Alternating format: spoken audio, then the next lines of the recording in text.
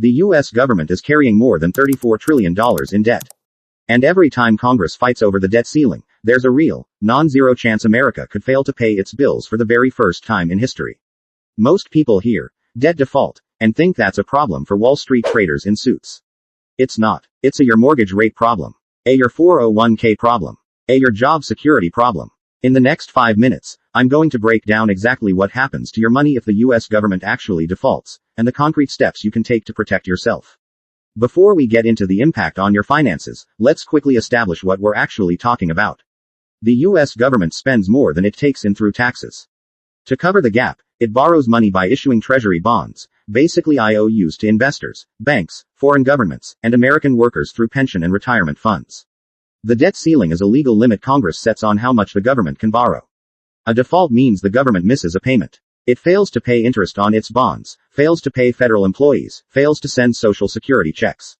It has never happened in US history. And the reason everyone gets so worried? Because the ripple effects on your everyday finances would be severe. Here's the thing most people don't realize. US Treasury bonds are the foundation of interest rates across the entire economy. Mortgage rates, car loan rates, credit card APRs, they're all benchmarked against Treasury yields. When Treasury bonds are seen as risky, because the government might not pay them back, investors demand higher returns to hold them. That drives yields up, and when Treasury yields go up, every other interest rate goes up with them. During the 2011 debt ceiling standoff, the closest we've come to a real default, even just the threat of missing payments caused Treasury yields to spike. The S&P downgraded the US credit rating for the first time ever. Mortgage rates moved noticeably higher within weeks. Now imagine a real default, not just a close call. Economists at Moody's estimated that in a short-term US default scenario, mortgage rates could jump by 1 to 2 percentage points almost immediately. On a $400,000 home loan, a 1.5% rate increase adds $350 to $400 to your monthly payment. That's over $4,000 extra per year. Let me give you a real example. Marcus is a 34-year-old software engineer in Austin, Texas. He's been saving for 3 years to buy his first home. He has a solid $80,000 down payment ready and was pre-approved at a 6.8% rate. If a default event pushed that rate to 8.5%, his monthly payment on a $420,000 home goes from $2,190 to $2,640.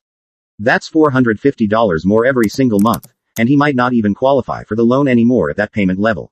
This isn't just about homebuyers. If you have a variable rate mortgage, a home equity line of credit, or an adjustable rate loan of any kind, your rate could move higher fast.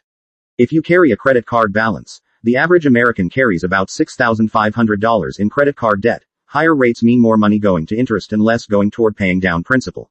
Your action step on this point. If you're in the market for a home or any large loan, this is a reason to get pre-approved and rate locked now. If you have variable rate debt, start aggressively paying it down or look into locking a fixed rate while rates are more predictable. Before we continue, if you're finding this useful, a like on this video genuinely helps the channel reach more people who need this information. Now let's talk about your retirement accounts. A US debt default wouldn't just hurt stock prices, it would create a multi-front financial shock. Stocks would drop, bonds would get riskier, and the dollar could weaken, all at once. During the 2011 debt ceiling crisis, the S&P 500 dropped about 17% in a matter of weeks. That was just from the threat of default, not an actual missed payment. Goldman Sachs estimated that an actual default could cause a market decline of 20 to 45%, depending on how long it lasted. Think about what that means if you have $150,000 in your 401k. A 30% drop takes that to $105,000.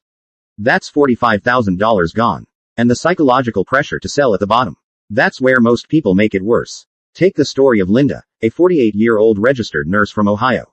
She had $210,000 saved in her retirement account.